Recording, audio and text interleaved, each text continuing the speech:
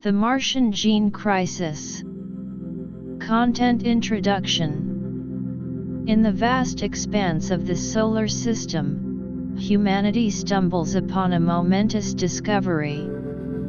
A team of top-notch scientists and elite warriors, including Dr. Alex Thompson, a brilliant geneticist, is dispatched to Mars. There, they uncover an alien-left genetic modification laboratory filled with an array of alien life form gene samples and advanced gene editing technology. However, this discovery is a double-edged sword. As the team delves deeper into the exploration, a catastrophe strikes. The laboratory's protective system fails, releasing some of the gene samples. These samples rapidly mutate into colossal, aggressive monsters that adapt to the Martian environment with astonishing speed and start attacking the expedition team. The members of the expedition, facing a desperate struggle, battle the monsters while attempting to repair the protective system. But they soon realize that these creatures not only possess powerful physical attacks but can also disrupt human electronics and communication systems. With the team suffering continuous losses, the situation grows increasingly dire. Just as they are on the verge of restoring the protective system, Dr. Alex Thompson discovers an even greater threat, a genetic bomb hidden in the laboratory, capable of destroying both Mars and Earth. In a self-sacrificing act, Dr. Thompson decides to pilot a small spaceship, taking the bomb with him into the depths of the universe, thus sacrificing himself to ensure the peace of the solar system. This thrilling yet poignant story of adventure, crisis, and ultimate sacrifice unfolds against the backdrop of the Red Planet, making for an engaging and somewhat hypnotic bedtime tale. Full story. Chapter 1: The Mission to Mars.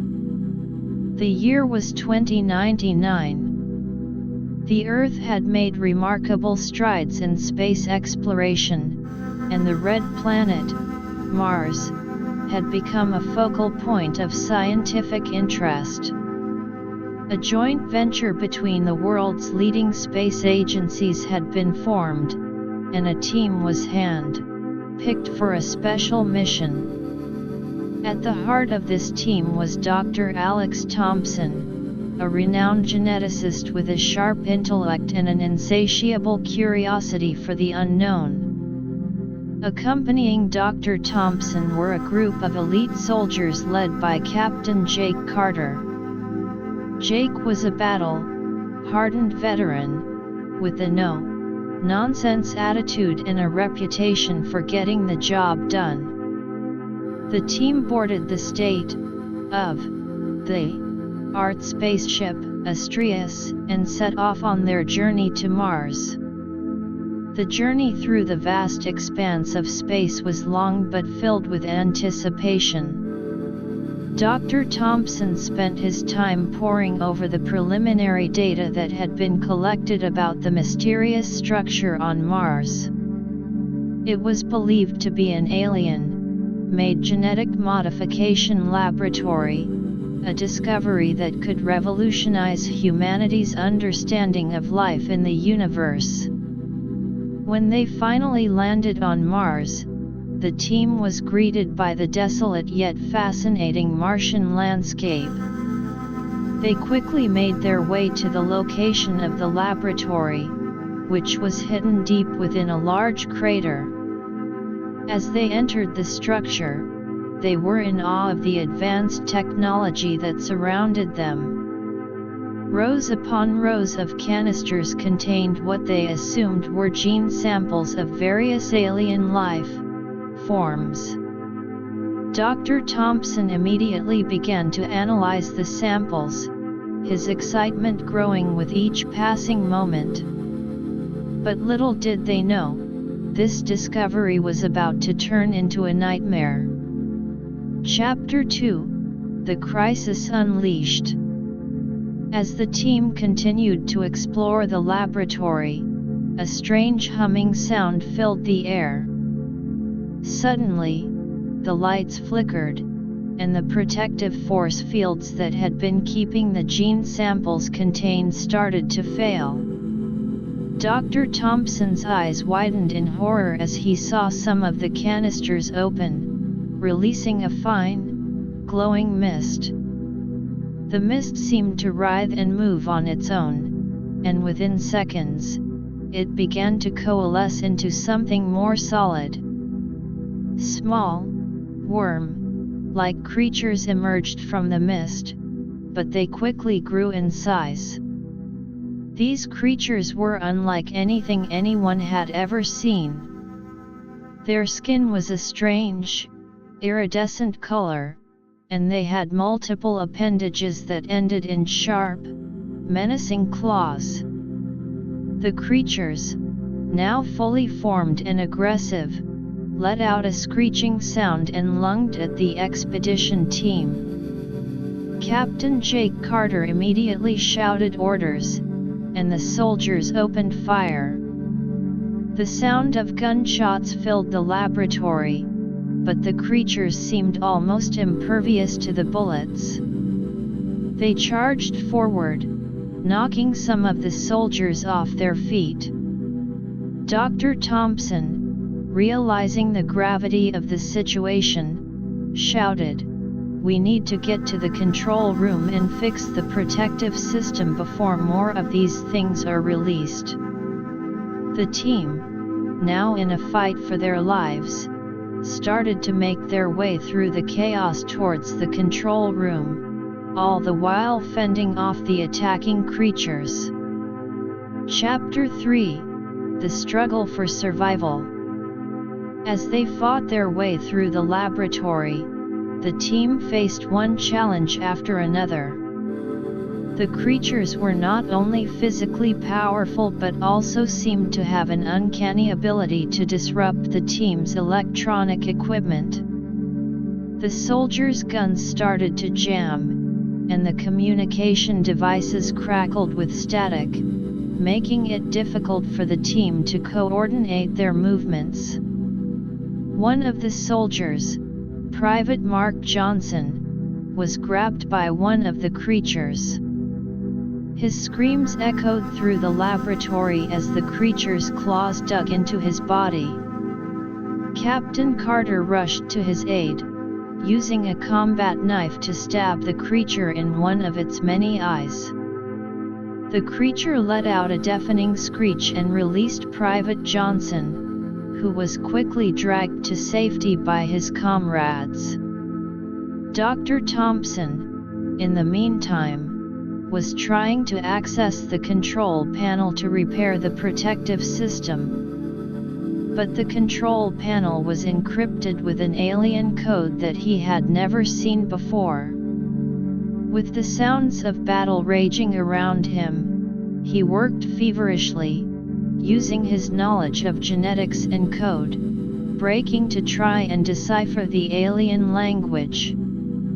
As the team continued to fight, they noticed that the creatures were adapting to their attacks. They were starting to avoid the areas where the soldiers were concentrated and were instead trying to flank them. The situation was growing more desperate by the minute, and the team was running out of options.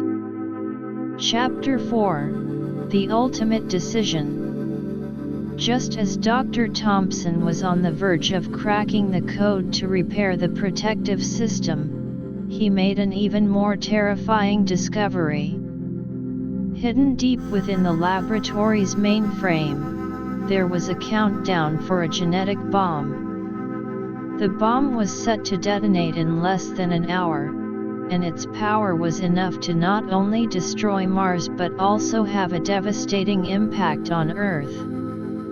Dr. Thompson knew that they didn't have enough time to evacuate both planets. He had to make a decision that would change the course of history. After a moment of intense thought, he turned to Captain Carter and said, "I'm going to take a small spaceship and fly this bomb into the depths of space. It's the only way to save the solar system." Captain Carter looked at him in disbelief. "Alex, you can't do this. There has to be another way." But Dr. Thompson shook his head. "There's no time, Jake. This is the only option." The rest of the team, hearing the conversation, fell silent. They knew that Dr. Thompson was right. With heavy hearts, they helped him prepare the small spaceship. Dr. Thompson climbed aboard, gave one last look at his comrades, and then, as the spaceship took off, the team on Mars watched with a mix of sadness and admiration. Dr. Thompson flew the spaceship as fast as he could, away from the planet. The genetic bomb continued to count down, and with every passing second, the tension grew. Finally, as the bomb was about to detonate, Dr. Thompson's spaceship disappeared into the vastness of space. A bright flash of light filled the screen as the bomb exploded, far away from the solar system. The team on Mars let out a sigh of relief, knowing that Dr. Thompson had sacrificed himself to save them all. And so, the solar system was once again safe, but at a great cost. The story of Dr. Alex Thompson would be remembered as a heroic act of self-sacrifice, a testament to the lengths humanity would go to protect their home. Chapter 1: The Call to the Red Planet.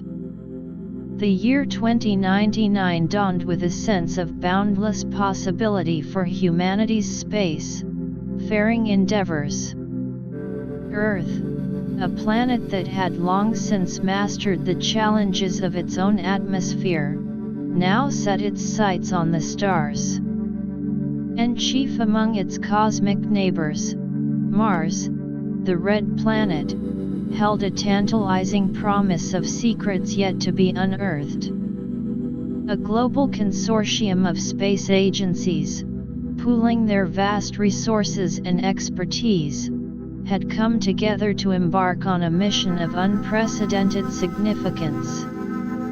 At the heart of this endeavor was the discovery of what was suspected to be an alien-constructed genetic modification laboratory on the Martian surface. The news had sent shockwaves through the scientific community, fueling a frenzy of speculation and excitement. Dr. Alex Thompson, a pre-eminent geneticist, was among those who felt an immediate and irresistible pull towards this mysterious find. With a head of unruly brown hair and sharp, inquisitive blue eyes, Alex had dedicated his life to unlocking the secrets of life at its most fundamental level. His reputation preceded him. He was known for his groundbreaking research in gene editing, pushing the boundaries of what was thought possible with human DNA. But the prospect of studying alien genetics was a whole new frontier, one that filled him with a sense of awe and trepidation. Accompanying Alex on this mission was Captain Jake Carter, a seasoned military man with a chiseled jaw and a steely gaze. Jake had seen action in various conflict zones across Earth, but this would be his first foray into the unknown reaches of space. His military prowess was matched only by his unwavering loyalty to his team and the mission at hand. He was tasked with ensuring the safety of the scientific contingent, a responsibility he took with the utmost seriousness. The team assembled at the Kennedy Space Center, a sprawling complex on the eastern coast of the United States. The air was thick with anticipation as they prepared to board the Asturias, a sleek, state-of-the-art spaceship designed to withstand the rigors of deep space travel. The Asturias was a marvel of modern engineering, its hull constructed from a composite material that could endure the intense radiation and micrometeorite impacts of the journey to Mars. As Alex made his way through the bustling corridors of the Space Center, he couldn't help but feel a sense of déjà vu. He had been part of many space missions before, but this one felt different. This was not just another scientific exploration, it was a potential turning point for humanity's understanding of the universe. He stopped by the laboratory module of the Asturias to double-check his equipment. Rows of high-tech genetic sequencing machines, electron microscopes, and cryogenic storage units filled the room. Alex ran his hand over the smooth surface of one of the sequencing machines, a reassuring touchstone in the midst of this grand adventure. "Dr. Thompson, we're almost ready for departure," a voice called out from behind him. Alex turned to see Dr. Maya Singh, a brilliant molecular biologist and one of his closest colleagues on the mission. Maya had a warm smile and a no-nonsense attitude, and Alex was grateful to have her by his side. "Thanks, Maya. Just making sure everything's in order. This is a once-in-a-lifetime opportunity, and we can't afford any mistakes," Alex replied. The two scientists made their way to the main deck of the Asturias, where the rest of the team was gathering. Captain Jake Carter stood at the front of the room, his posture rigid and commanding. "Listen up, everyone," Jake began, his voice booming through the room. "This mission is unlike anything we've ever attempted before. We're venturing into uncharted territory, and we need to be on our guard at all times. The safety of this team and the success of this mission are my top priorities. Dr. Thompson and his team of scientists will be leading the research, but we're all in this together." The crew members nodded in agreement, their faces set with determination. With that, they took their respective positions, and the countdown to launch began. The journey to Mars was long and arduous, spanning several months. The crew of the Asturias passed the time with a combination of scientific research, training exercises, and moments of quiet reflection.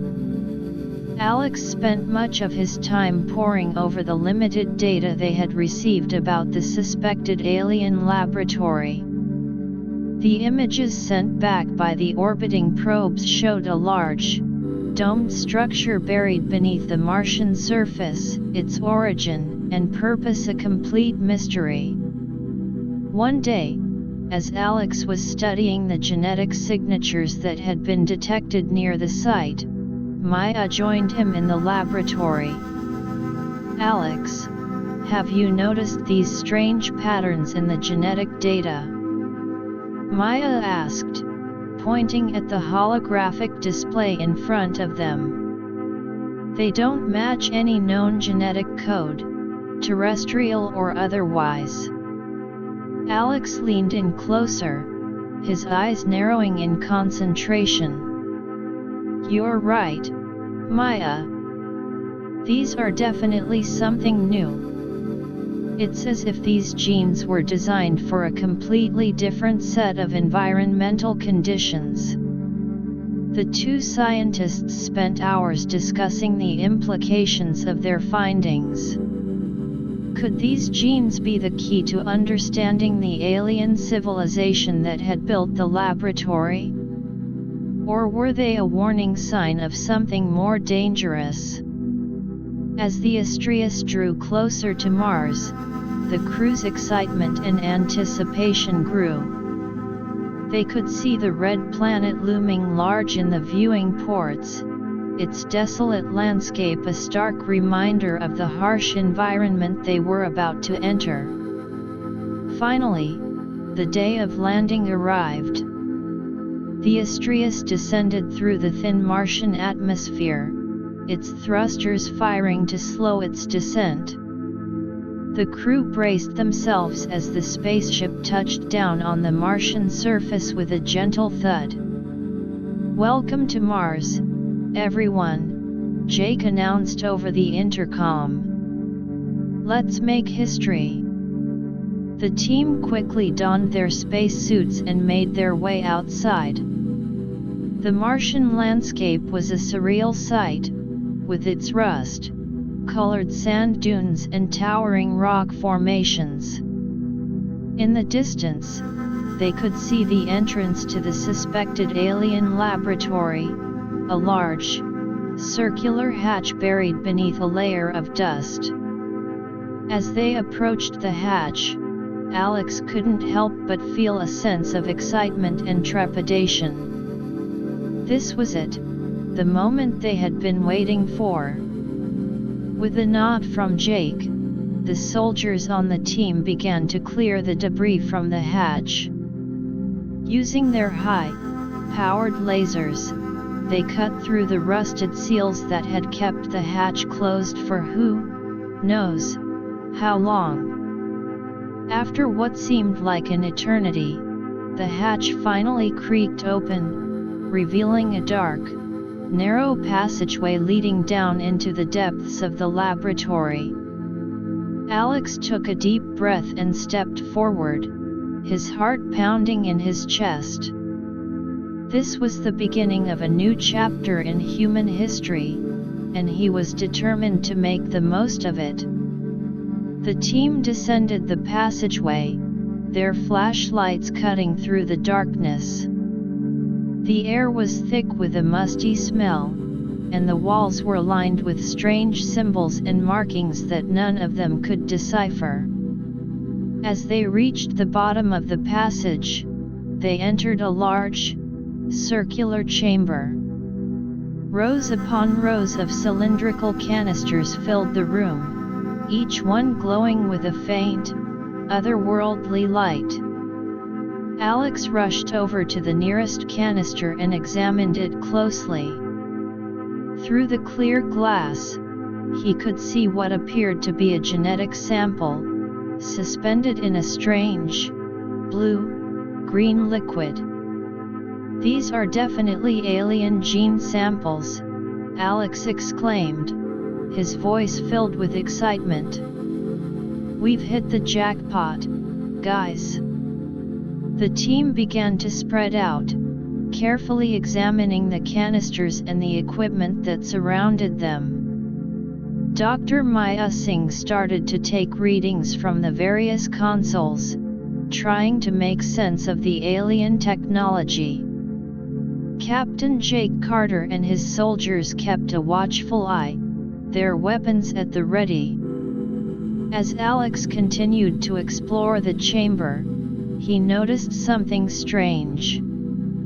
Some of the canisters seemed to be vibrating slightly, as if they were being affected by some external force. He walked over to one of the vibrating canisters and placed his hand on it. The canister was warm to the touch, and the vibration was becoming more intense.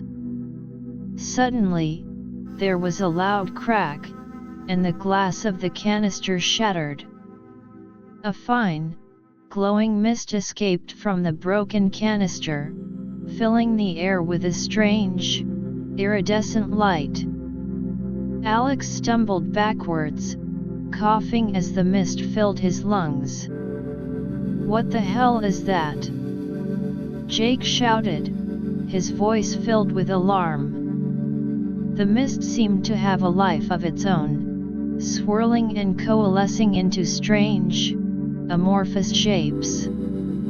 The soldiers raised their weapons, but they were unsure of what they were facing. As the mist continued to transform, small, worm-like creatures emerged from it. They were about the size of a human finger, but they were growing rapidly. Their bodies were covered in a thin, translucent exoskeleton, and they had multiple pairs of tiny legs that scurried across the floor. The creatures let out a high-pitched screech and lunged at the nearest soldier, Private Ben Harris. Ben let out a yelp as one of the creatures latched onto his spacesuit, its sharp mandibles trying to pierce the fabric. "Get it off me!" Ben shouted, struggling to shake the creature loose. The other soldiers opened fire, but the creatures seemed to be unaffected by the bullets. They continued to advance on the team, their numbers growing as more canisters started to break. Alex realized that they were in serious trouble. The gene samples had been released, and these creatures were the result of some kind of rapid genetic mutation. He had to think fast if they were going to survive. "Jake, we need to get to the control room and find a way to stop this," Alex shouted over the chaos. Jake nodded and motioned for the team to follow him. They fought their way through the horde of creatures, their guns blazing. But for every creature they shot down, two more seemed to take its place. As they made their way through the chamber, Alex noticed that the creatures were not just mindless attackers. They seemed to be coordinating their movements, trying to surround the team. This was no ordinary genetic mutation. These creatures were intelligent, or at least had some form of collective intelligence.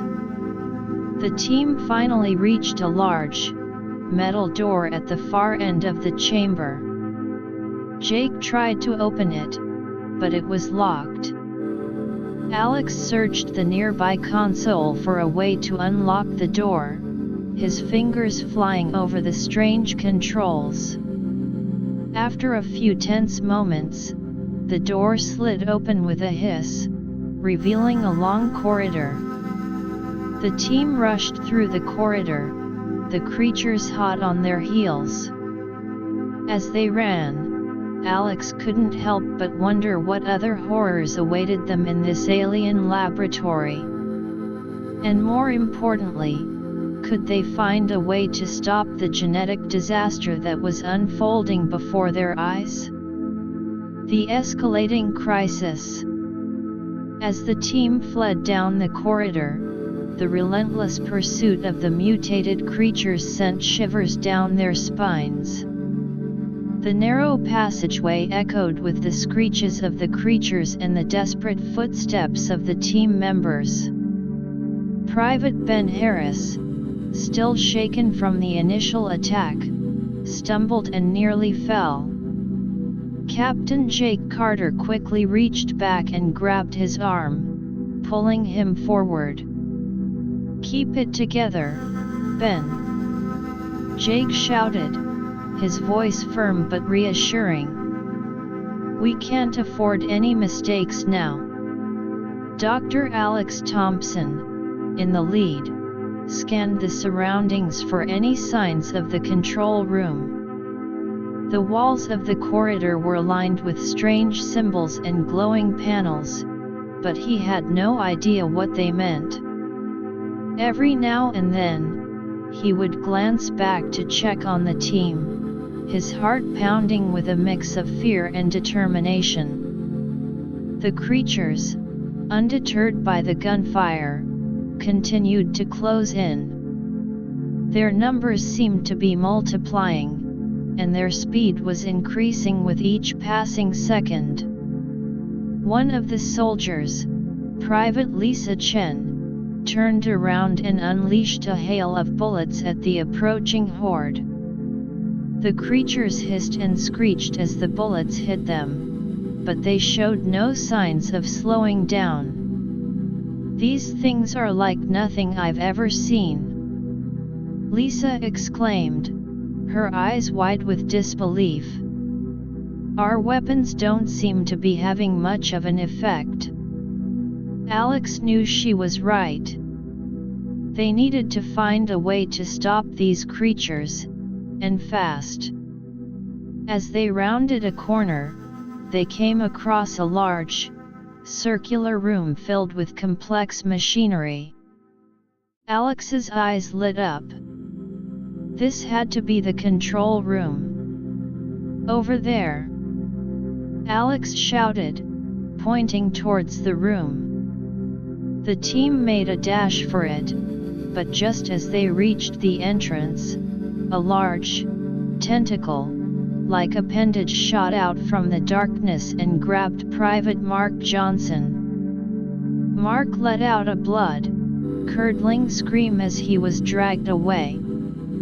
Jake turned and fired at the tentacle, but it was too late. Mark was pulled into the shadows, and the sound of his screams was abruptly cut off. The team stared in horror at the spot where Mark had disappeared, their hearts heavy with grief and shock. "Damn it!" Jake growled. "We can't let this stop us. We have to keep going." They entered the control room, and Alex immediately made his way to the main console. The console was covered in a jumble of lights and strange symbols. Alex took a deep breath and began to study the patterns, hoping to find a way to understand the alien technology. Maya joined him, her eyes scanning the console intently.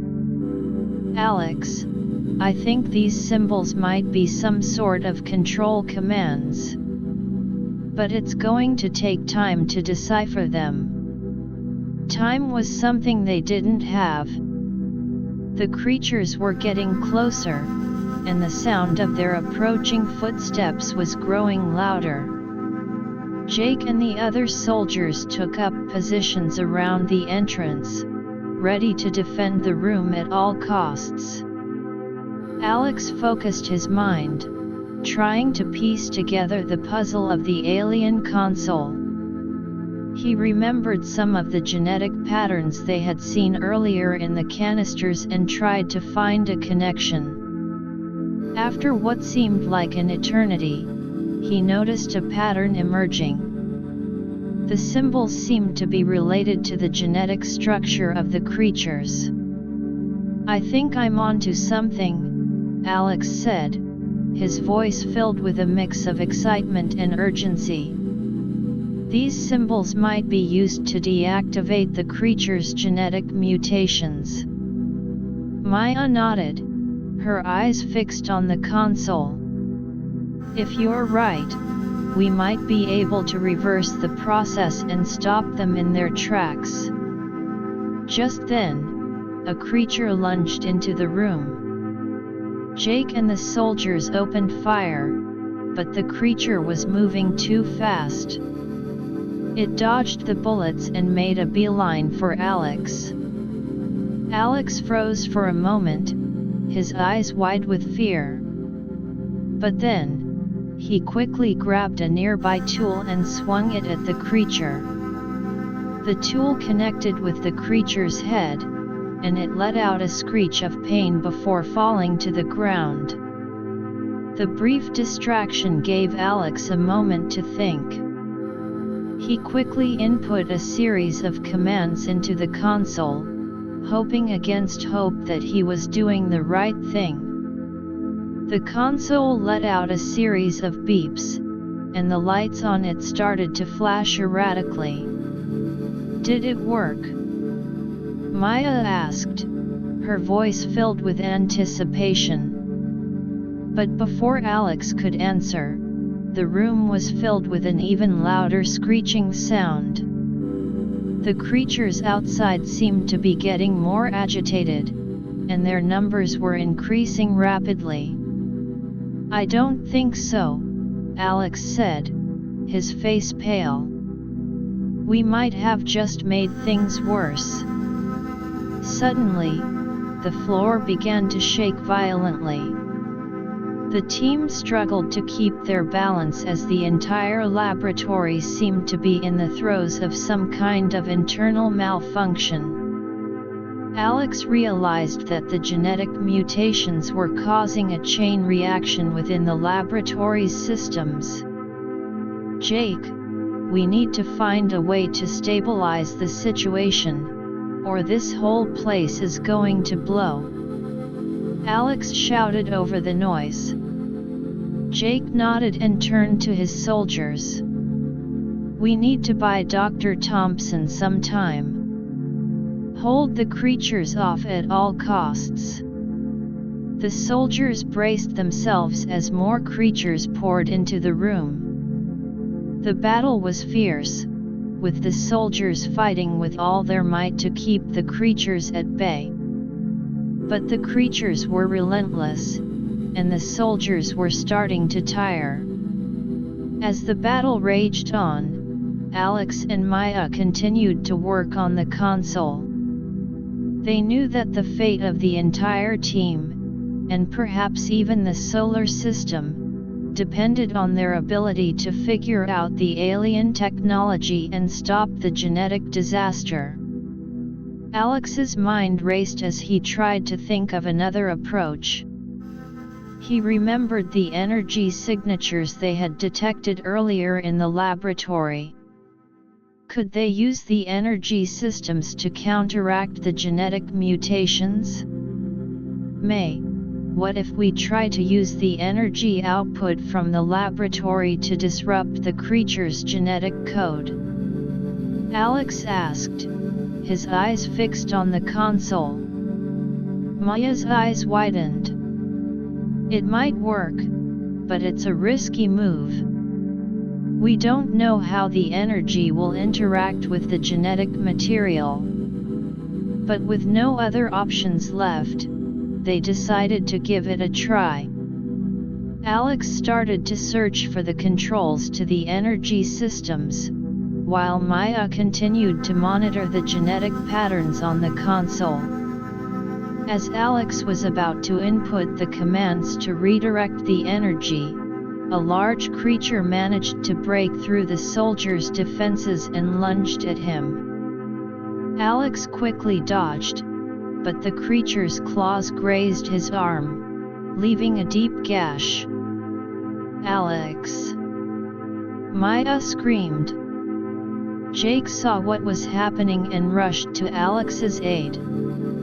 He fired a series of shots at the creature, forcing it to retreat. Alex, bleeding heavily, gritted his teeth and continued to work on the console. With a final push, Alex input the commands to redirect the energy. The room was filled with a bright, blue light as the energy coursed through the laboratory's systems. The creatures let out a deafening screech as the energy hit them, and their bodies began to convulse.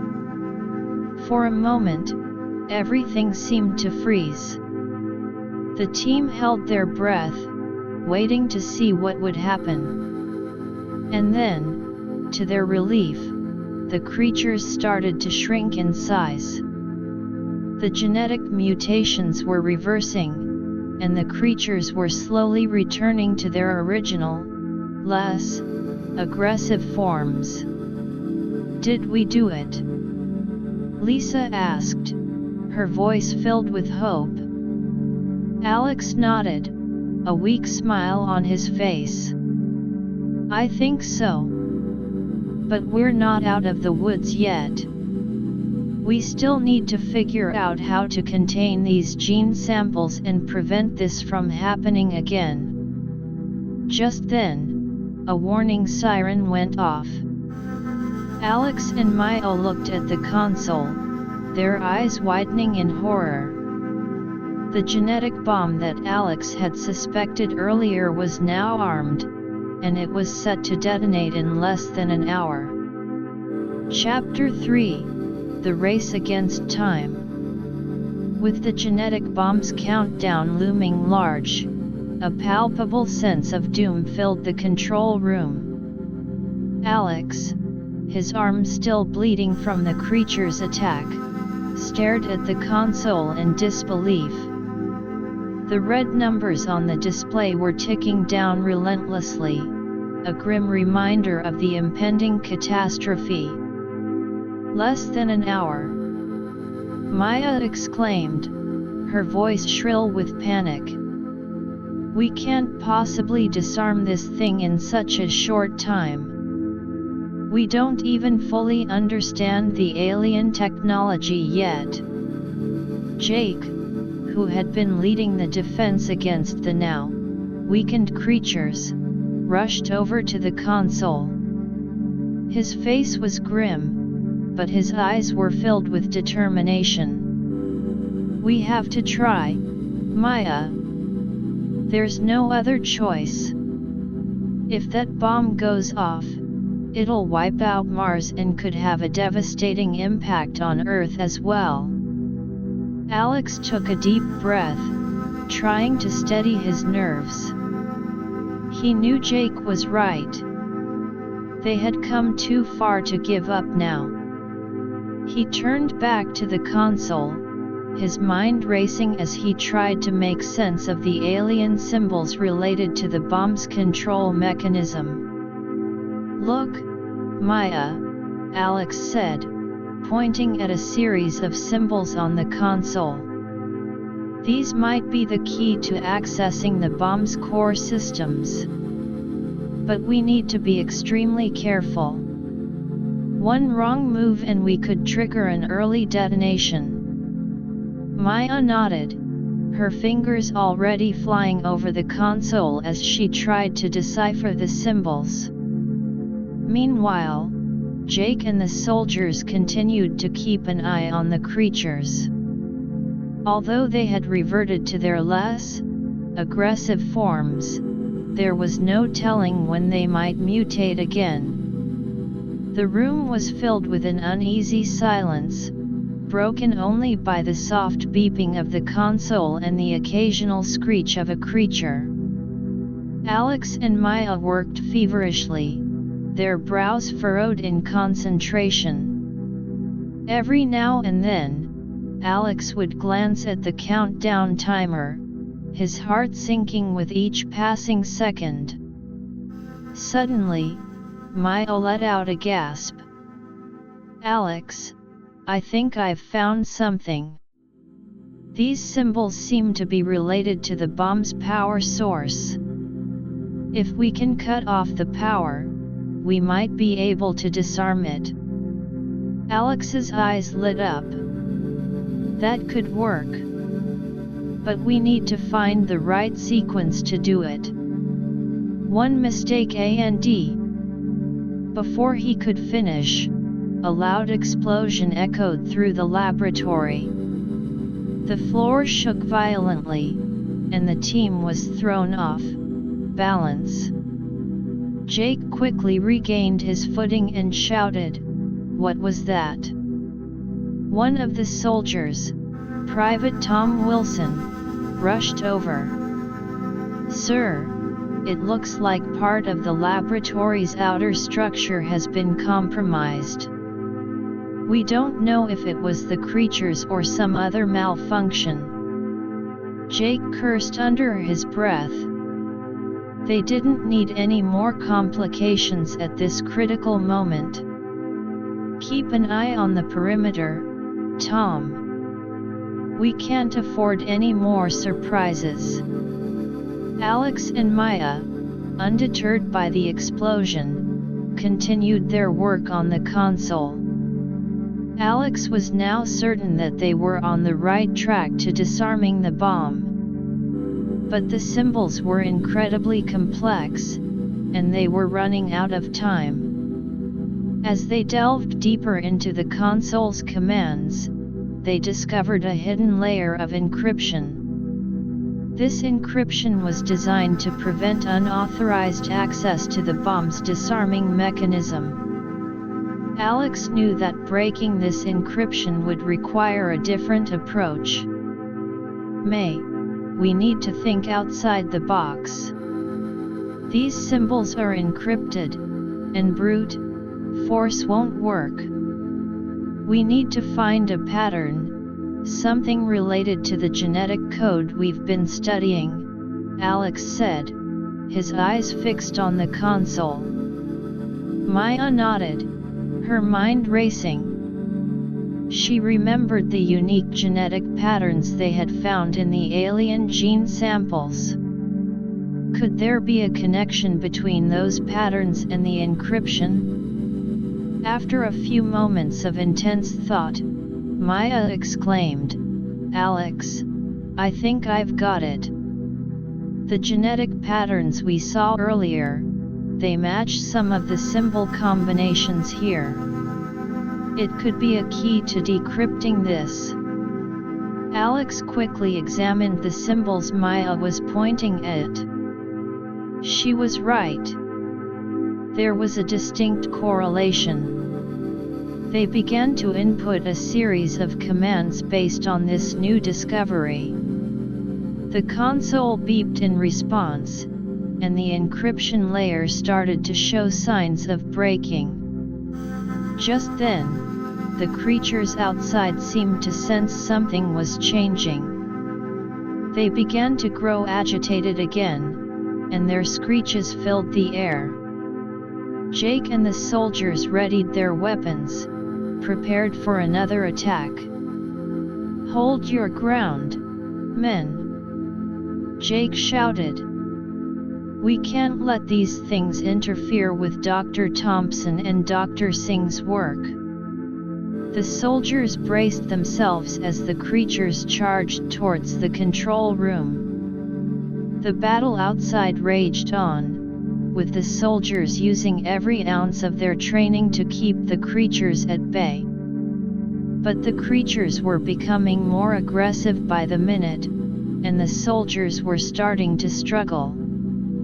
Inside the control room, Alex and Maya were on the verge of cracking the encryption. The last few symbols were being deciphered, and they could see the disarming mechanism coming into view. "Come on," Alex muttered under his breath. With a final push, they managed to break the encryption. The console displayed a series of new commands related to disarming the bomb. But as Alex was about to input the disarming sequence, another problem arose. The console's power supply started to flicker. The earlier explosion must have damaged some of the power circuits. "Damn it!" Alex exclaimed. "We're so close, but without power, we can't disarm the bomb." Maya quickly scanned the console for an alternative power source. She found a small, auxiliary power port and realized that they could use the power from their spacesuits to activate the console. "Alex, we can use the power packs from our spacesuits. It should be enough to power the console long enough for you to input the disarming sequence," Maya said, already unclipping her spacesuit's power pack. Alex nodded and followed suit. They quickly connected their power packs to the console, and the display came back to life. Alex took a deep breath and began to input the disarming sequence. His hands were shaking slightly, but he forced himself to focus. Outside, the battle was reaching a crescendo. The creatures were putting up a fierce fight, and several soldiers had been injured. Jake knew that they couldn't hold out much longer. "Alex, hurry up!" Jake shouted through the comms. "We're running out of time, both with the bomb and these creatures." Alex didn't respond. He was too focused on the task at hand. One by one, he input the commands, his eyes fixed on the console. Finally, after what seemed like an eternity, the console beeped, and the countdown timer stopped. "I did it!" Alex exclaimed, a huge sense of relief washing over him. "The bomb is disarmed." The news spread through the team, and a wave of jubilation filled the air. The soldiers, now with renewed energy, managed to push the creatures back and secure the area. But their celebration was short-lived. Alex knew that this was just the beginning. They still had to figure out how to contain the gene samples, repair the laboratory, and ensure that such a disaster never happened again. And they had to do it all while dealing with the harsh Martian environment and the constant threat of the alien creatures. As the team began to assess the damage and plan their next steps, Alex couldn't help but think about the implications of what they had discovered. The alien genetic laboratory was a Pandora's box, filled with both knowledge and danger. And he knew that humanity would have to be extremely cautious in its future exploration of such places. The immediate danger might have been averted, but the long-term challenges were just beginning. Alex, Maya, Jake, and the rest of the team were determined to face these challenges head-on. They had come to Mars to uncover the secrets of the universe, and they weren't going to let a few setbacks stop them. Over the next few days, the team worked tirelessly.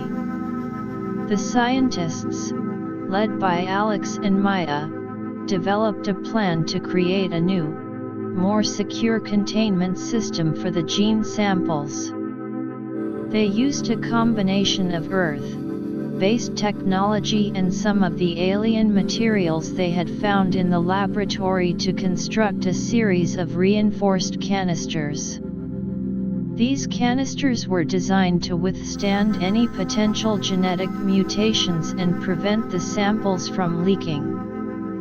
Meanwhile, the soldiers, under Jake's command, worked on repairing the damaged parts of the laboratory. They salvaged what they could from the debris and used their engineering skills to patch up the walls and the outer structure. It was a difficult and dangerous task, as the laboratory was still filled with the remnants of the alien technology, some of which was still active and potentially hazardous. As they worked, Alex couldn't shake the feeling that they were being watched. The alien creatures, although mostly contained, still lurked in the shadows of the laboratory. And there was something about the way they moved, the way they seemed to observe the team's every move, that made Alex uneasy.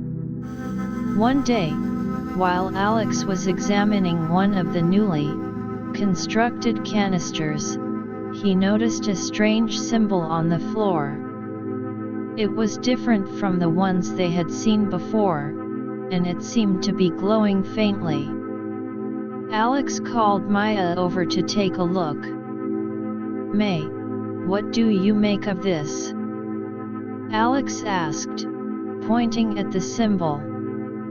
Maya crouched down and studied the symbol intently. I'm not sure, Alex. But it could be a warning, or perhaps a clue to something else hidden in this laboratory. Just then, a loud screech echoed through the laboratory.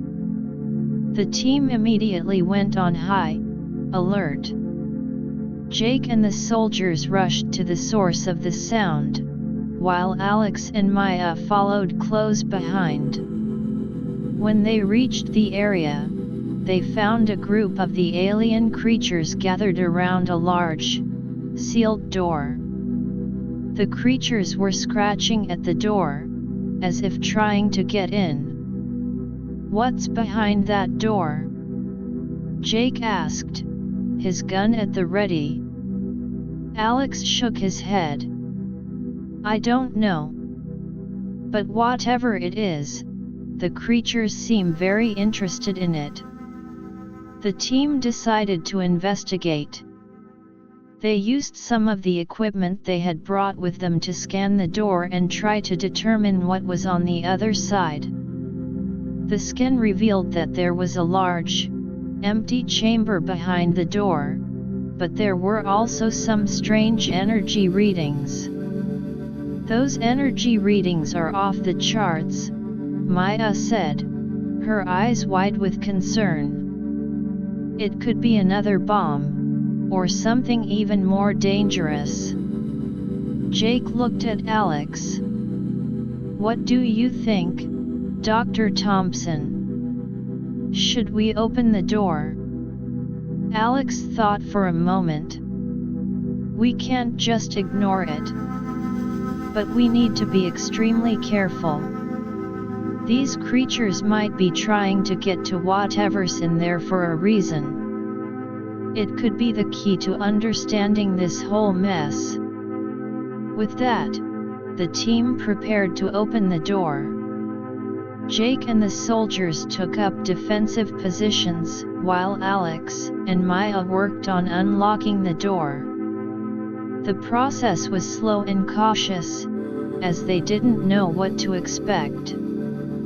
Finally, the door slid open with a hiss. A blast of cold air rushed out, and the team stared into the chamber. Inside, they saw a large, crystalline structure. The structure was pulsating with a strange, blue light, and it seemed to be the source of the energy readings. "What the hell is that?" Lisa exclaimed, her eyes fixed on the structure. Alex stepped forward, his curiosity getting the better of him. As he approached the structure, he felt a strange energy coursing through his body. It was as if the structure was communicating with him on some level. Suddenly, the structure emitted a series of high-pitched tones. Alex recognized these tones as a form of communication, but he couldn't understand what it was saying. "May, can you record these tones?" Alex asked. "We might be able to decipher them later." Maya quickly pulled out a recording device and started to record the tones. As she did, the creatures outside the chamber let out a chorus of screeches. It was as if they were reacting to the communication from the structure. The team knew that they had stumbled upon something big. This crystalline structure could hold the key to understanding the alien civilization that had built the laboratory. But they also knew that it was potentially dangerous. They had to be careful, and they had to work quickly. The mysteries of the alien laboratory were far from over, and Alex and his team were about to embark on an even more dangerous and exciting journey of discovery. Chapter 4: Unraveling the Crystal's Secrets. The team stood in awe and trepidation before the pulsating crystalline structure. The blue, white light it emitted cast an otherworldly glow on their faces, and the high-pitched tones continued to reverberate through the chamber. Alex, his hand instinctively reaching out towards the structure, could feel a strange energy coursing through his fingertips, as if the crystal was trying to convey something directly to him. "Alex, be careful," Maya warned, her eyes fixed on the recording device. "We have no idea what this thing is capable of." Jake and the soldiers maintained their defensive positions, their eyes scanning the chamber for any signs of danger. The alien creatures outside the chamber were becoming increasingly agitated, their screeches echoing menacingly through the laboratory corridors. Alex nodded, but his curiosity was overwhelming. "I think this crystal is some sort of communication device, or perhaps a repository of knowledge. The tones it's emitting must be a form of language." As Maya continued to record the tones, Alex started to analyze the energy signatures of the crystal. Using a handheld scanner, he detected a complex pattern of energy flows within the structure. It was as if the crystal was powered by a source of energy that was both familiar and yet entirely alien. "I've never seen an energy pattern like this," Alex murmured. "It's a combination of electromagnetic energy and something else, something that doesn't match any known terrestrial or even Martian energy sources." Suddenly, the tones from the crystal changed in pitch and rhythm. Alex's eyes widened. "I think it's reacting to my scans. It might be trying to communicate with us more directly." Jake looked over at Alex. "Well, can you figure out what it's saying? These creatures outside are getting more restless by the minute." Alex concentrated on the new sequence of tones, trying to find any patterns that could help in deciphering them. He remembered the genetic symbols they had encountered earlier and wondered if there was a connection. "May, do you remember the genetic symbols on the console? Could there be a link between those and these tones?" Alex asked. Maya's eyes lit up. "It's possible. Let me check." She quickly accessed the data on her tablet, cross-referencing the genetic symbols with the recorded tones. After a few minutes of intense study, Maya exclaimed, "Alex, I think I've found something. Some of the frequency patterns in the tones match the structural patterns of the genetic symbols. It could be a code." Alex's excitement grew.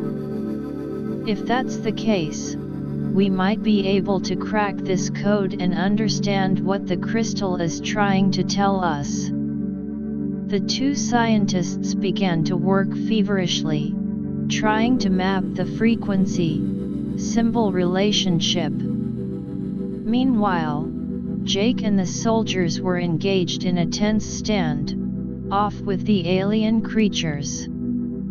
The creatures were now pressing against the entrance of the chamber, their claws scratching at the metal frame.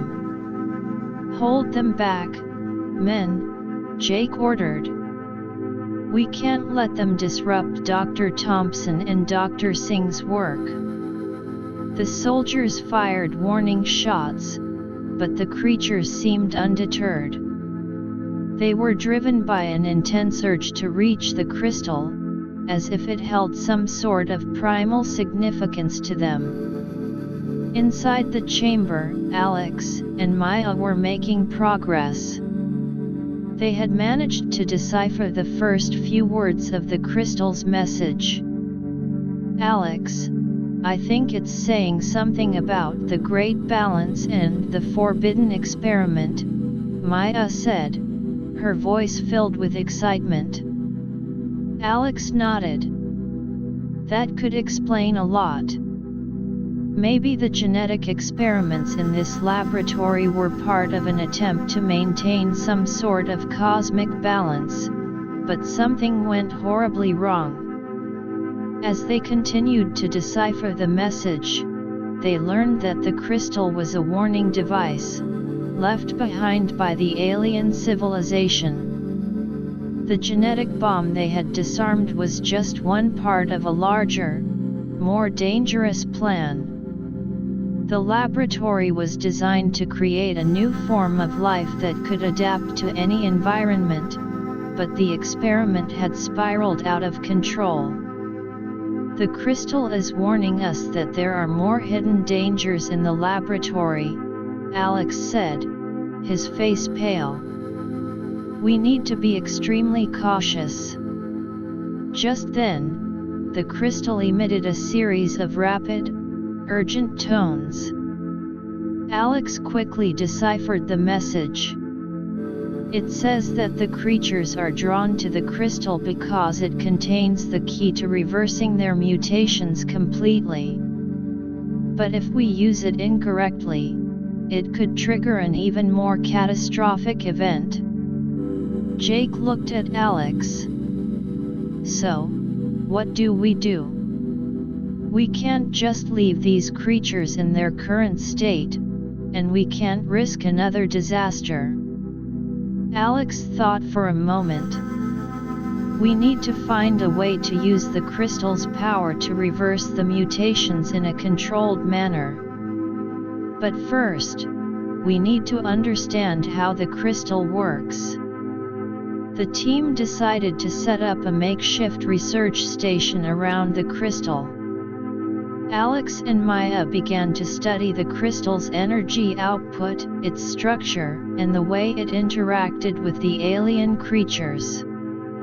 Jake and the soldiers, in the meantime, worked on fortifying the chamber to keep the creatures at bay. Over the next few days, the team made significant progress. They discovered that the crystal could be controlled by a specific sequence of energy pulses, similar to the tones it emitted. Alex and Maya developed a device that could generate these energy pulses, allowing them to interact with the crystal. With the device in hand, Alex prepared to use the crystal to reverse the creature's mutations. But he knew that one wrong move could have dire consequences. Everyone, this is a critical moment, Alex said, his voice steady but filled with tension. We need to be ready for anything. He activated the device, sending a series of energy pulses towards the crystal. The crystal responded by glowing brighter, and the tones it emitted changed once again. The alien creatures outside the chamber became quiet, as if they were waiting for something. Slowly, the crystal began to emit a soft, green light. This light spread through the chamber, and the team could feel a strange energy in the air. The creatures, bathed in the green light, started to undergo a transformation. Their bodies began to change shape, and the aggressive features they had developed during the mutation started to fade. For a few tense moments, the team watched in silence. Then, one of the creatures let out a soft, almost peaceful sound. It was a sign that the transformation was working. As the green light faded, the creatures stood before the team in their new, less aggressive forms. They seemed docile, and their eyes no longer held the same menacing glint. We did it, Maya said, a huge smile on her face. But Alex knew that they were not out of the woods yet. This is just one step. We still need to figure out how to safely dispose of the gene samples, repair the laboratory, and ensure that this place never poses a threat again. The team's next task was to find a way to contain the gene samples permanently. They decided to use the knowledge they had gained from the crystal and the alien technology to create a self-contained, energy-shielded vault. The vault would be buried deep beneath the Martian surface, far away from any potential sources of interference. While the soldiers worked on constructing the vault, Alex and Maya continued to study the crystal. They discovered that the crystal held a wealth of knowledge about the alien civilization, their technology, and their understanding of the universe. One day, as Alex was examining the crystal, he noticed a hidden compartment within the structure.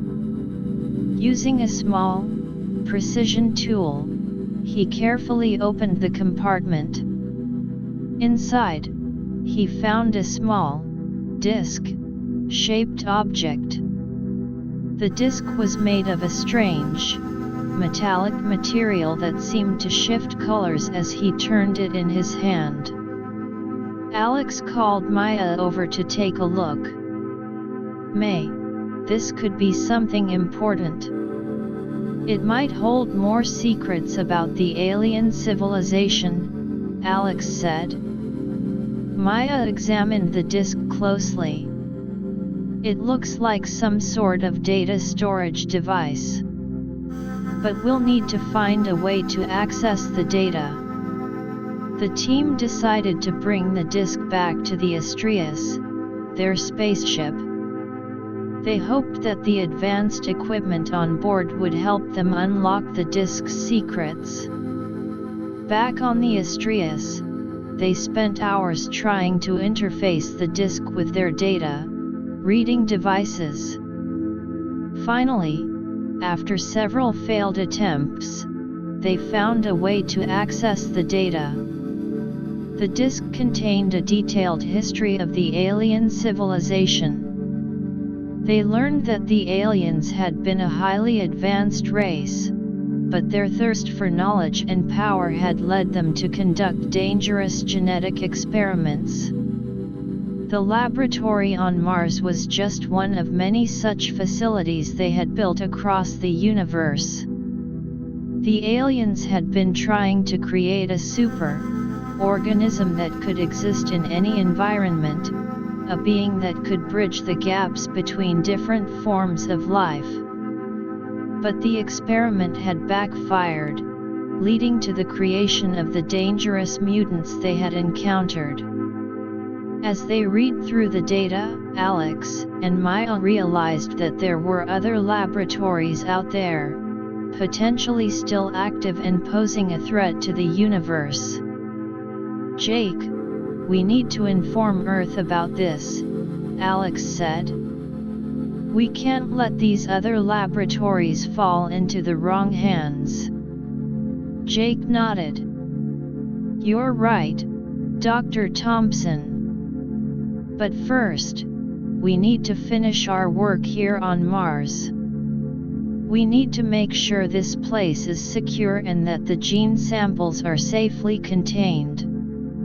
The team redoubled their efforts. The vault was completed, and the gene samples were transferred into it. The laboratory was repaired as much as possible, and the remaining alien technology was carefully catalogued. Finally, after weeks of hard work, the team was ready to leave Mars.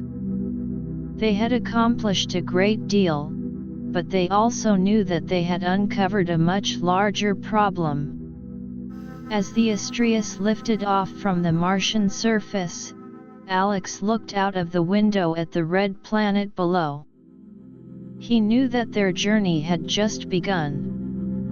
There were other alien laboratories to find, other potential threats to the universe to face. But he was confident that with the knowledge they had gained and the team by his side, they could make a difference.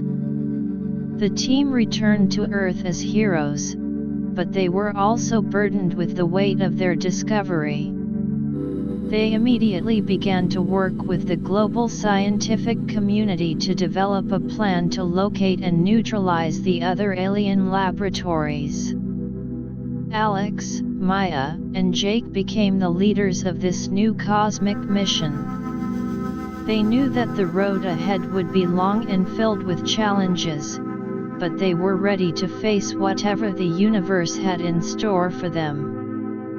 Their adventure on Mars had been a wake-up call, a reminder of the vast unknown that awaited humanity in the cosmos, and they were determined to ensure that the knowledge they had gained would be used for the betterment of all. Back on Earth, the data from the disk was shared with scientists around the world. The research community was abuzz with excitement and concern. The implications of the alien technology and the existence of other potentially dangerous laboratories were far-reaching. Scientists from different fields began to collaborate, working on developing new technologies to detect and neutralize the threats posed by the other alien facilities. The military, too, was involved, preparing for any potential confrontations. Alex, Maya, and Jake were constantly in the spotlight, sharing their experiences and insights. But they also found time to reflect on their journey. One evening, as they sat on the rooftop of a research facility overlooking the city, Alex turned to Jake and Maya. Who would have thought that our simple mission to Mars would lead to all of this? Alex said, a hint of wonder in his voice. Maya smiled. It just goes to show how much we still don't know about the universe. But we're making progress, and we have a responsibility to use this knowledge wisely. Jake nodded. And we have a great team. Together, we can face anything. As the night sky filled with stars, the three of them knew that their adventure was far from over. But they were ready, filled with the spirit of exploration and the determination to protect the universe from the dangers that lurked in the unknown. Chapter 5: The Galactic Odyssey begins. Back on Earth, the news of the Martian discovery had sent shockwaves through the global community. Governments, scientific institutions, and the general public were all abuzz with the implications of what the team had found. Alex, Maya, and Jake became the faces of this new cosmic endeavor, constantly in demand for interviews, briefings, and consultations. The data retrieved from the disk found in the crystal was like a roadmap to a hidden universe of advanced alien technology and potential threats. Scientists from all corners of the globe had banded together, forming a vast international consortium dedicated to analyzing the information and developing strategies to locate and neutralize the other alien laboratories. Alex, now a leading figure in this global effort, spent his days in endless meetings, discussing the latest research findings and planning the next steps. One of the key challenges was developing a way to detect the hidden laboratories. The data on the disk had provided some clues, but the task was still daunting. These laboratories are likely to be hidden, Alex explained to a room full of scientists and military strategists. The aliens were clearly trying to keep their experiments a secret. We need to develop new detection methods, perhaps based on the unique energy signatures or genetic markers we encountered on Mars. Maya, who had been working on the genetic aspect of the research, nodded in agreement. I've been studying the genetic codes from the Martian samples, and I've identified some unique markers. If we can develop a sensor that can detect these markers, it could be a game changer. The group spent hours brainstorming ideas, sketching out plans for new technologies. Meanwhile, Jake was coordinating with the military forces. They needed to be prepared for any eventuality when they finally located the other laboratories. "We can't just charge in," Jake said. "These places are likely to be booby-trapped, and we have no idea what kind of defenses they might have. We need to develop a comprehensive strategy, one that combines stealth, firepower, and scientific expertise." As the weeks passed, the research and planning continued at a feverish pace. Scientists in laboratories across the world were working around the clock, testing new prototypes of detection devices. One team, based in a high-tech research facility in Europe, had developed a prototype sensor that could detect the unique energy signatures associated with the alien technology. Alex and Maya rushed to the facility to test the sensor.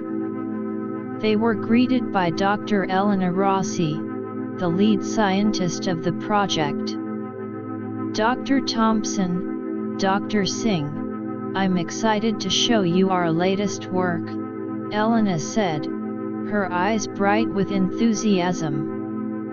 "We've been running simulations, and the sensor seems to be able to pick up the energy signatures from a considerable distance." They entered the testing chamber, where the sensor was set up. Elena activated the device, and a holographic display appeared, showing a mock-up of a section of space. As she adjusted the settings, a faint blip appeared on the display. "See this?" Elena said, pointing at the blip. "That's a simulated energy signature similar to what you encountered on Mars. The sensor detected it from over 1,000 kilometers away." Alex and Maya were impressed. "This is a huge step forward, Elena," Alex said. "But we need to test it in real-world conditions, preferably in space." The decision was made to conduct a space-based test. A small, unmanned spacecraft was equipped with the sensor and launched into orbit. For days, the team monitored the sensor's data, waiting for any signs of the alien energy signatures. Then, one fateful day, the sensor picked up a strange reading. It was a weak but distinct energy signature that matched the patterns they had studied. Alex and Maya, who were in the Mission Control Center, exchanged excited glances. "Is this it?" Maya asked, her voice filled with anticipation. Alex nodded. "It could be. But we need to confirm. We should send a team to investigate." Jake, who was also in the control center, immediately started to assemble a team. This time, the team would be a more specialized group, consisting of experienced astronauts, scientists, and military personnel trained in dealing with alien technology. The team boarded a state-of-the-art spaceship, the cosmic explorer, and set off towards the location of the detected energy signature. The journey was long and filled with anticipation. The team members spent their time reviewing the data from the Martian laboratory and preparing for whatever they might encounter. As they approached the location, the energy signature grew stronger. The sensors on the Cosmic Explorer detected a large, hidden structure in the asteroid belt between Mars and Jupiter. It was a massive, spherical object, its surface covered in strange, geometric patterns. "Looks like we've found something," Jake said, his eyes fixed on the view screen. "But we need to be careful. We have no idea what's inside." The spaceship slowly approached the structure. As they got closer, they could see that the surface of the sphere was not solid but seemed to be made up of a series of interconnected energy fields. "These energy fields are incredibly complex," Maya said, studying the sensor readings. "We need to find a way to penetrate them without triggering any defenses." Alex, who had been analyzing the data from the disk, had an idea. According to the data, there might be a specific frequency that can disrupt these fields in a non-threatening way. "We just need to find the right combination." The team spent hours trying different frequencies. Finally, they found one that caused the energy fields to ripple and part, creating an opening. The Cosmic Explorer slowly entered the structure. Inside, they found themselves in a vast, dimly lit chamber. The walls were lined with strange, glowing crystals, similar to the one they had found on Mars. But this place was much larger, and the energy signatures were more intense. As they explored the chamber, they heard a soft humming sound. It was a sound that seemed to resonate with the energy in the room. Suddenly, a group of small, robotic drones emerged from the shadows. The drones were about the size of a human head, and they had multiple sensors and appendages. "Stay on your guard," Jake ordered. The soldiers on the team readied their weapons, while the scientists prepared their scanning devices. The drones approached the team slowly, their sensors glowing. Alex, trying to show that they meant no harm, stepped forward and made a gesture of peace. To their surprise, the drones stopped and emitted a series of soft beeps. "I think they're trying to communicate," Maya said. She quickly accessed the translation software they had developed based on the Martian data and tried to decipher the beeps. After a few moments, the software provided a translation. "Welcome, visitors. We have been waiting for those who can understand." The team was stunned.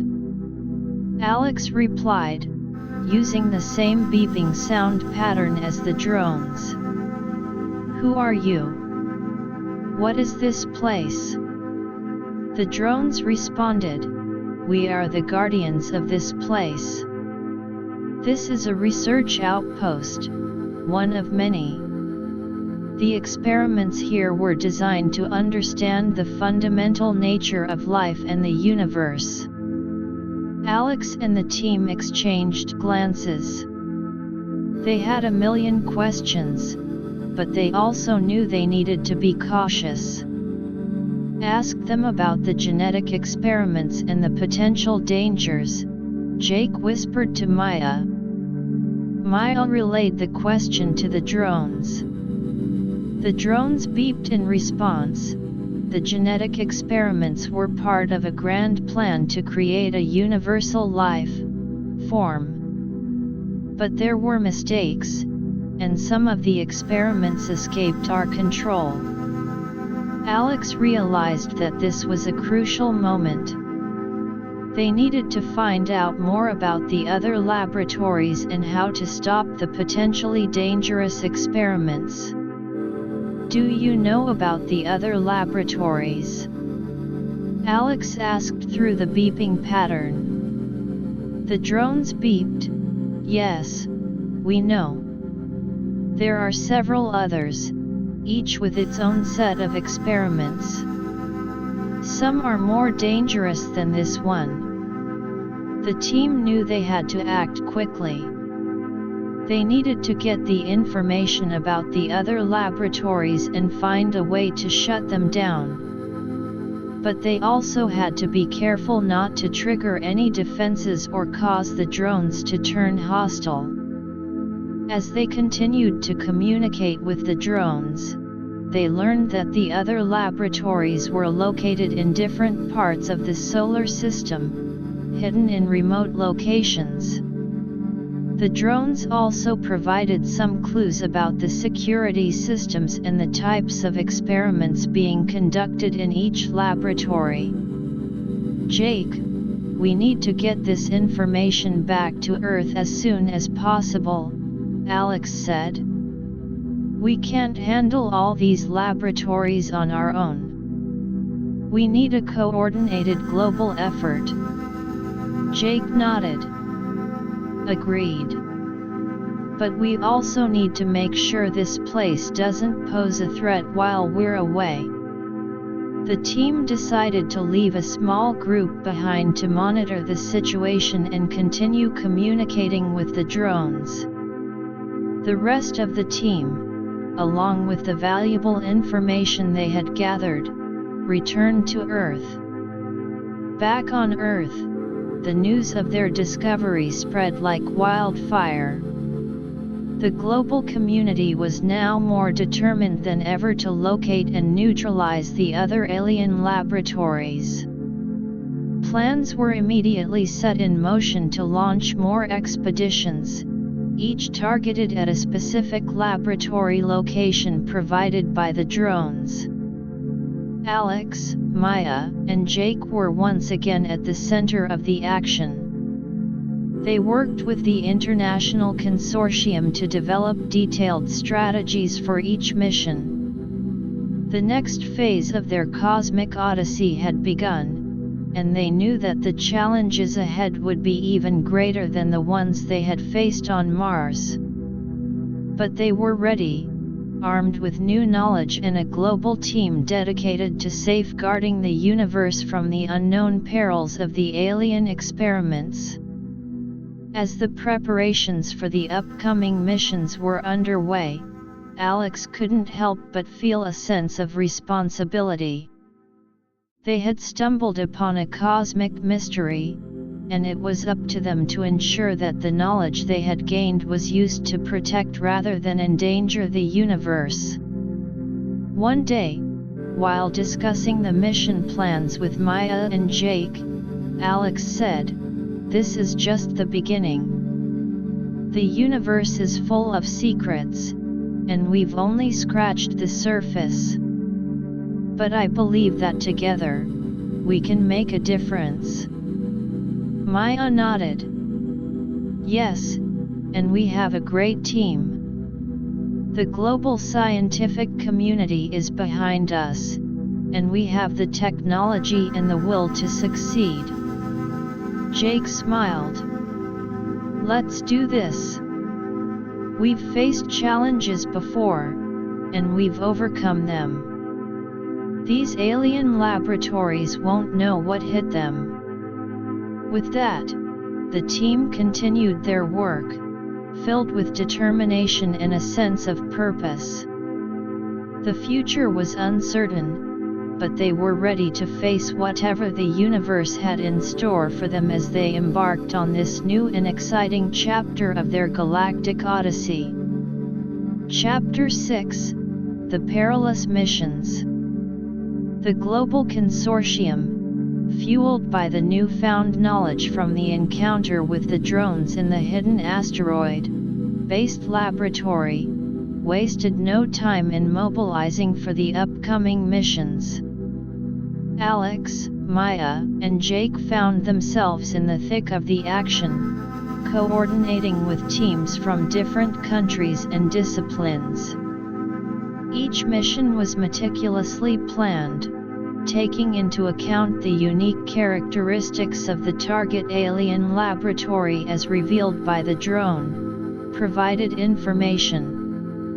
The first mission was targeted at a laboratory hidden deep within a crater on the far side of the Moon. This laboratory was said to be focused on experiments related to gravitational manipulation, a field that was both fascinating and extremely dangerous. The team assembled for this mission was a specialized group of astrophysicists, engineers, and military experts trained in zero-gravity combat. Alex, addressing the team before their departure, said, "This mission is going to be tough. The gravitational experiments in this laboratory could have far-reaching consequences if they're not contained. We need to approach this with caution and precision." The team boarded the Lunar Striker, a specially modified spaceship designed for lunar exploration and combat.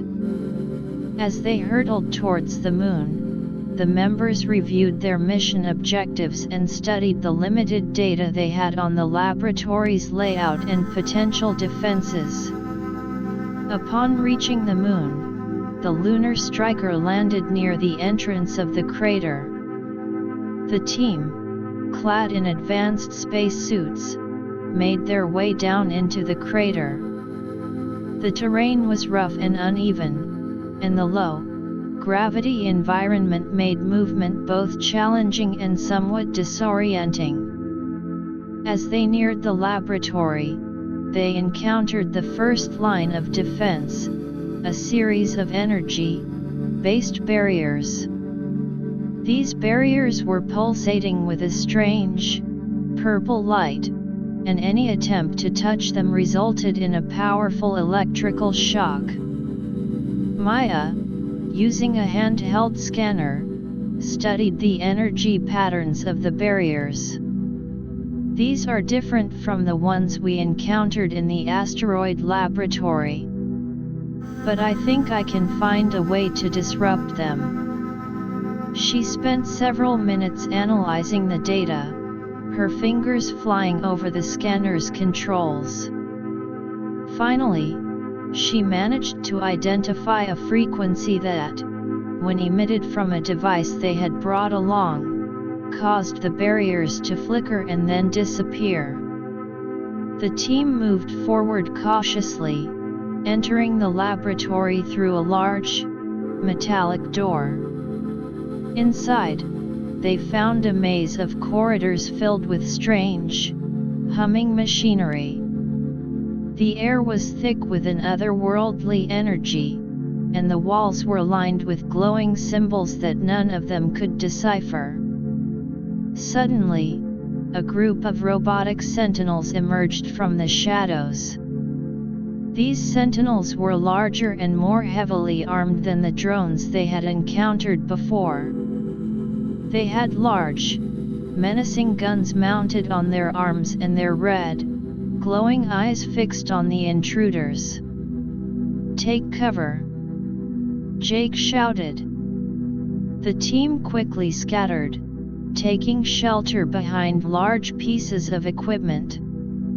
The sentinels opened fire, their laser beams slicing through the air. The soldiers on the team returned fire, their shots ricocheting off the sentinels' armored exteriors.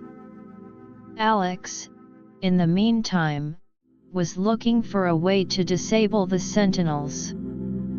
He remembered the communication patterns they had used with the drones and wondered if there was a similar way to interact with these sentinels. "Maya, do you think we can try to communicate with these things?" Alex asked over the comms. Maya, who was busy analyzing the sentinel's energy signatures, replied, "It's worth a shot. But we need to find the right frequency and code." She quickly reconfigured the communication device they had used with the drones and started transmitting a series of signals. To their surprise, the sentinels stopped firing and seemed to be listening. Alex took a chance and sent a simple message through the device, indicating that they meant no harm and were there to help. After a tense moment, the sentinels emitted a series of beeps. Maya's translation software kicked in, and she read the message aloud. "They're asking what our intentions are and why we're here. They seem to be programmed to protect the laboratory at all costs." Alex replied through the device, explaining about the dangerous experiments and the need to shut down the laboratory to prevent a cosmic disaster. The sentinels seemed to consider the message for a moment, and then they beeped again. "They're saying that they can't let us in without authorization from the main control unit. But they're willing to lead us there," Maya translated. The team followed the sentinels through the winding corridors of the laboratory. As they walked, they couldn't help but notice the strange experiments taking place around them. Large, spherical chambers filled with swirling gravitational fields were being monitored by complex arrays of sensors. Finally, they reached the main control unit. It was a massive, cube-shaped structure, pulsating with a bright, white light. Alex and Maya approached the unit, their scanners at the ready. As they began to study the control unit, they realized that shutting it down would not be easy. The unit was protected by multiple layers of encryption, and any wrong move could trigger a self-destruct mechanism. "Alex, we need to be extremely careful," Maya said. "One false step and this whole place could blow up, and we don't know what kind of gravitational effects that would have on the Moon and even Earth." Alex nodded. He started to study the encryption patterns, looking for any clues that could help them break through. Meanwhile, Jake and the soldiers kept a watchful eye on the sentinels, making sure they didn't turn hostile. After hours of painstaking work, Alex and Maya managed to crack the first layer of encryption. The control unit's display lit up with a series of new symbols and data streams. They continued their work, slowly but surely making their way through the remaining layers of encryption. Just as they were about to crack the final layer, a new problem arose. The laboratory's energy systems started to malfunction. The gravitational fields in the chambers began to go out of control, and the whole structure started to shake violently. "Damn it!" Jake exclaimed. "What's happening?" Alex quickly analyzed the data on the control unit. "It looks like the self-destruct mechanism is being triggered automatically due to the intrusion. We need to hurry and shut this thing down before it's too late." With a final push, Alex and Maya managed to crack the last layer of encryption. They quickly input the commands to shut down the laboratory's main systems. The humming of the machinery stopped, and the gravitational fields in the chambers stabilized. The team let out a sigh of relief. They had successfully disabled the laboratory, preventing a potentially catastrophic event. But they knew that there were still more laboratories to deal with. The second mission was targeted at a laboratory hidden in the rings of Saturn. This laboratory was rumored to be conducting experiments on organic-inorganic hybridization, creating life forms that were a strange mix of biological and mechanical components. The team for this mission, the Saturnian Vanguard, was a diverse group of biologists, mechanical engineers, and space-faring specialists. They set off in a spaceship equipped with advanced scanning and containment equipment, ready to face the challenges of the Saturnian environment. As they approached the rings of Saturn, they were met with a breathtaking sight. The rings, made up of countless particles of ice and rock, were a beautiful yet treacherous environment. The spaceship had to navigate through the debris fields carefully, using its advanced sensors to detect and avoid any potential collisions. Once they were close to the location of the laboratory, they detected a strange energy signature. It was a combination of biological and mechanical energy, confirming that they were in the right place. The laboratory was hidden within a large, icy asteroid that was embedded in the rings. The team landed on the asteroid and made their way towards the laboratory's entrance. This time, the entrance was guarded by a series of robotic arms that reached out from the walls, trying to grab any intruders. The soldiers on the team used their laser cutters to sever the robotic arms, clearing a path for the scientists. Inside the laboratory, they found themselves in a large, cold chamber filled with vats of strange, glowing liquid. In these vats, strange hybrid life forms were floating, their bodies a disturbing mix of flesh and metal.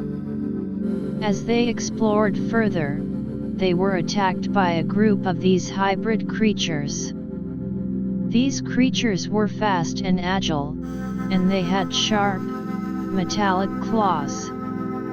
The team had to fight them off using a combination of guns and hand-to-hand combat. Maya, while fighting, noticed that the creatures seemed to be sensitive to a particular frequency of sound. She quickly grabbed a sonic emitter from her equipment and adjusted it to the right frequency. When she activated the emitter, the creatures stopped in their tracks, their metallic parts vibrating violently. This gave the team a chance to move forward. They soon found the control room of the laboratory. The control room was filled with complex consoles and displays, all showing data related to the hybrid experiments. Alex and Maya started to work on the consoles, trying to find a way to shut down the experiments and neutralize the hybrid creatures. But they soon realized that the control systems were interconnected in a complex web, and any attempt to shut down one system would trigger a chain reaction that could release even more dangerous hybrid creatures. "We need to find a way to isolate the control systems," Alex said. "Otherwise, we're just going to make things worse." The team spent hours studying the console layouts and the data streams. They finally found a way to isolate the main control system from the rest of the laboratory's network. Alex input the commands to shut down the experiments and deactivate the hybrid creatures. With a series of beeps, the vats stopped bubbling, and the hybrid creatures in the chamber fell limp. The team had once again managed to neutralize an alien laboratory, but they were starting to feel the pressure of the remaining missions. The third mission was the most challenging yet. It was targeted at a laboratory located in the outer reaches of the solar system, near the Kuiper belt. This laboratory was said to be conducting experiments on time, space manipulation, experiments that could potentially rewrite the laws of the universe if they went wrong. The team, named the Kuiper Crusaders, was a hand-picked group of theoretical physicists, engineers, and elite soldiers. They set off in a powerful, long-range spaceship, prepared for a journey that would take them to the very edge of the solar system. As they traveled through the vast expanse of space, the team trained rigorously, preparing for the unknown challenges that awaited them. The journey was long and lonely, but the members of the team were determined. When they finally reached the location of the laboratory, they were met with a strange, distorted region of space. The laboratory was surrounded by a field of warped space-time, making it difficult to approach. Alex, who had been studying the data on time, space manipulation, said, "This is going to be tricky. We need to find a way to navigate through this space-time distortion without being torn apart." The team spent days analyzing the field, trying to find a safe path through. They finally discovered a narrow corridor of relatively stable space-time that they could use to approach the laboratory. Once they were close to the laboratory, they found that it was a massive, spinning structure. The structure was emitting powerful energy waves that were causing the space-time around it to ripple. The team landed on a small platform near the laboratory's entrance. But as soon as they stepped off the spaceship, they were hit by a wave of temporal distortion. Some team members found themselves experiencing time at different rates, with some moving in slow motion and others in fast forward. "Stay calm," Jake shouted. "We need to find a way to counteract this temporal distortion." Alex and Maya, along with the theoretical physicists on the team, quickly set up a device to generate a counter-wave of temporal energy. After several attempts, they managed to stabilize the temporal effects, allowing the team to move forward. Inside the laboratory, they were faced with a series of mind-bending puzzles and defenses. The experiments here were on a scale and complexity that they had never encountered before. But the team was determined. They knew that the fate of the universe could depend on their success. As they made their way through the laboratory, they encountered strange, ghost-like creatures that seemed to be made of pure energy and existed outside of normal time. These creatures attacked the team, their energy forms passing through solid objects and causing electrical disruptions. The soldiers tried to fire at the creatures, but their weapons seemed to have little effect. Alex, however, noticed that the creatures were attracted to a particular type of energy field. He quickly reconfigured a device to create a powerful energy field as a distraction. The creatures were drawn to the energy field, giving the team a chance to move forward. They finally reached the main control room of the laboratory. The control room was filled with large, holographic displays showing complex equations and energy patterns related to time, space manipulation. Alex and Maya knew that they had to act fast. They started to work on the control consoles, trying to understand the complex systems and shut them down. But the technology here was so advanced that it was almost beyond their comprehension. With time running out and the temporal distortions getting more severe, Alex and Maya had to think outside the box. They remembered the knowledge they had gained from the previous laboratories and the data from the disk. Combining all their knowledge, they finally found a way to disrupt the main energy source of the time, space manipulation experiments. With a blinding flash of light, the experiments stopped, and the temporal distortions began to fade. The team had successfully completed the third mission, but they knew that there were still more laboratories out there, waiting to be discovered and neutralized. The cosmic threat was far from over, but they were one step closer to safeguarding the universe from the dangerous alien experiments. Chapter 7: The Gathering Storm. The success of the first 3 missions had given the global consortium a much-needed boost of confidence. However, as the teams returned with reports of the advanced and increasingly dangerous experiments taking place in the alien laboratories, a sense of urgency also began to pervade the efforts. Alex, Maya, and Jake found themselves under intense pressure to accelerate the remaining missions. The data collected from each laboratory was analyzed in great detail by scientists around the world.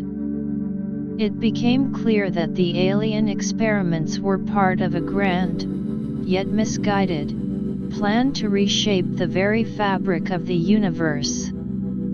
The experiments in the time, space manipulation laboratory near the Kuiper Belt, the organic-inorganic hybridization in Saturn's rings, and the gravitational experiments on the Moon were all interconnected in ways that were only beginning to be understood. The aliens were playing with forces they didn't fully comprehend, Alex said during a global briefing. Each of these experiments, if left unchecked, could have a domino effect on the entire solar system and potentially the galaxy. Maya nodded in agreement. We need to step up our efforts. There are still several laboratories unaccounted for, and we have no idea what kind of catastrophic experiments they might be conducting. Jake, who had been coordinating the military aspects of the missions, added, "Our teams are ready, but we need to improve our intelligence gathering capabilities. The more we know about these laboratories before we approach them, the better our chances of success." The consortium decided to launch a series of deep space probes equipped with the most advanced sensors. These probes would be sent to the far reaches of the solar system to detect any signs of the remaining alien laboratories. At the same time, scientists continued to study the alien technology retrieved from the previous missions, hoping to develop more effective counter-measures. One of the key areas of research was the development of a universal energy neutralizing device. This device would be designed to disrupt the energy sources powering the alien experiments, regardless of their type or complexity. Alex and a team of top-notch engineers were leading this project.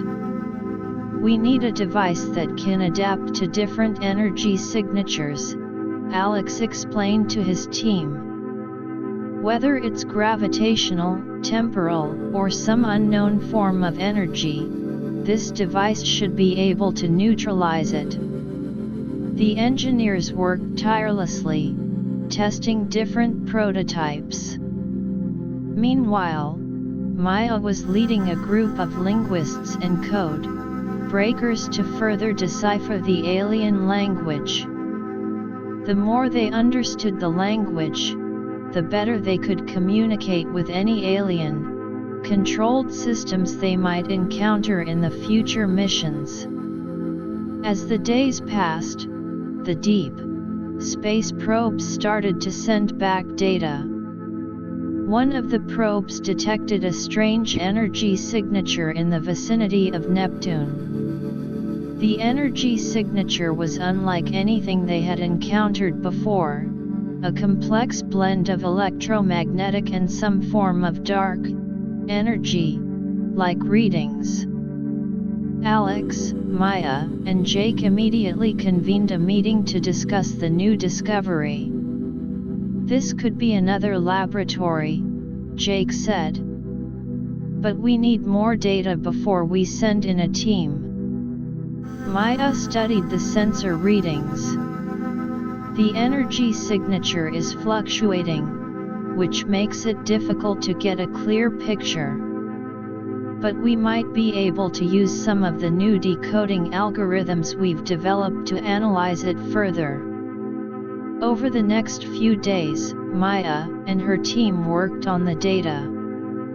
They managed to identify some patterns in the energy fluctuations that were similar to the communication patterns they had seen in the previous alien laboratories. "I think this is definitely a sign of an active alien facility," Maya said. "And based on the energy output, it could be conducting some extremely powerful experiments." The decision was made to send a mission to investigate the energy signature near Neptune. The team, named the Neptune's Vanguard, was carefully selected. It consisted of experts in dark energy research, electromagnetic field manipulation, and combat-ready soldiers. The spaceship, Stellarium Odyssey, set off on its long-distance journey to Neptune. The crew spent their time preparing for the unknown. They studied the limited data they had on the energy signature, trying to anticipate what they might encounter. As they approached Neptune, the energy signature grew stronger. The sensors on the Stellarium Odyssey detected a large, hidden structure orbiting the planet. The structure was cloaked in a layer of dark energy-based camouflage, making it almost invisible to normal sensors. "Looks like we've found our target," Jake said. "But getting through that camouflage is going to be a challenge." The scientists on the team started to analyze the dark energy-based camouflage. They discovered that it was a self-regulating field that adjusted to any attempts at detection. However, they also found a small window of opportunity. If we can create a short burst of a specific electromagnetic frequency, it might disrupt the camouflage long enough for us to get through, one of the scientists, Dr. Li Wei, explained. The team quickly prepared the equipment to generate the electromagnetic burst. With a powerful surge of energy, they sent the burst towards the camouflage. To their relief, the camouflage flickered and then disappeared, revealing the alien laboratory. The laboratory was a massive, octagonal, shaped structure. Its surface was covered in strange symbols and pulsating lights. As the spaceship approached the laboratory, they were greeted by a hail of energy-based projectiles. "Take evasive maneuvers," Jake shouted. The pilots of the Stellarium Odyssey skillfully dodged the projectiles, but it was clear that the laboratory was well defended. The soldiers on the team readied their weapons, and the scientists prepared their scanning and neutralizing devices. The spaceship managed to land on a small platform near the laboratory's entrance. As they stepped out of the spaceship, they were met with a blast of cold, Neptune-like air. The entrance to the laboratory was guarded by a series of robotic guardians. These guardians were different from the ones they had encountered before. They were larger, more agile, and seemed to be made of a strange, dark, energy-infused alloy. The soldiers opened fire, but the bullets seemed to bounce off the Guardian's armor. Alex, using a handheld scanner, studied the Guardian's energy signatures.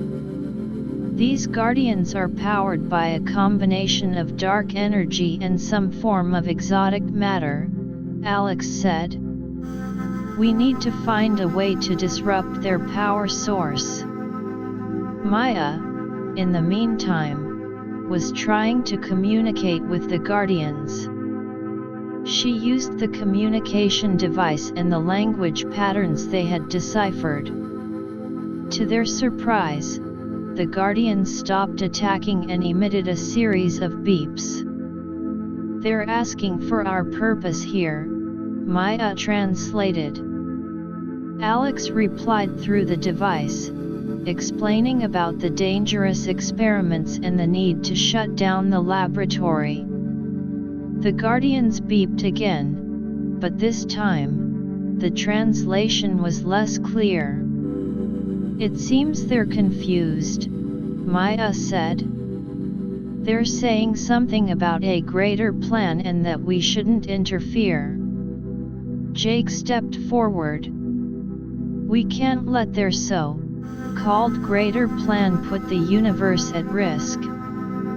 We need to find a way past these Guardians." The team started to search for a weakness in the Guardian's armor.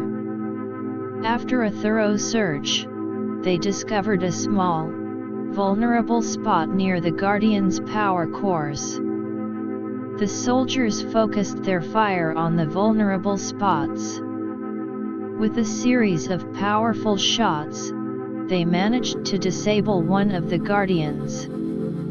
The other Guardians, seeing their comrade fall, seemed to hesitate. Taking advantage of this moment, the team rushed past the Guardians and entered the laboratory. Inside, they found a vast chamber filled with strange, spinning structures. The structures were surrounded by a thick, dark, energy-filled mist. As they moved forward, they could feel the effects of the dark energy on their bodies. It was as if their energy was being slowly drained.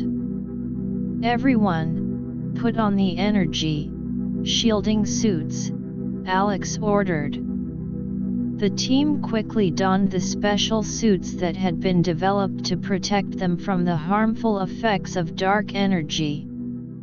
As they explored the chamber, they heard a strange, whispering sound. It was as if the dark, energy-filled mist was communicating with them. Maya tried to use the communication device to decipher the whispers. "I think it's some sort of warning," Maya said. "It's saying that we're disturbing an ancient experiment that could have consequences beyond our imagination." Alex, undeterred, said, "We can't let that stop us. We need to find the control center and shut this place down." The team continued their search. They encountered several more challenges along the way, including energy-based traps and strange, dark, energy-created creatures. But they persevered. Finally, they found the control center. It was a large, spherical room in the heart of the laboratory. The walls of the room were lined with holographic displays showing complex equations and energy diagrams related to the dark energy experiments. Alex and Maya immediately started to work on the control consoles. The technology here was even more advanced than the previous laboratories. But they had learned a great deal from their previous experiences. As they were trying to figure out how to shut down the experiments, they received a disturbing message from Earth. The deep space probes had detected multiple new energy signatures in different parts of the solar system. It seemed that the aliens had been expecting their interference and were activating more laboratories. "Alex, we're running out of time," Jake said. "We need to finish this mission and get back to help with the other threats." Alex nodded. He and Maya worked feverishly, trying to understand the complex control systems. After a series of trial and error, they managed to find a way to disrupt the main energy source powering the dark energy experiments.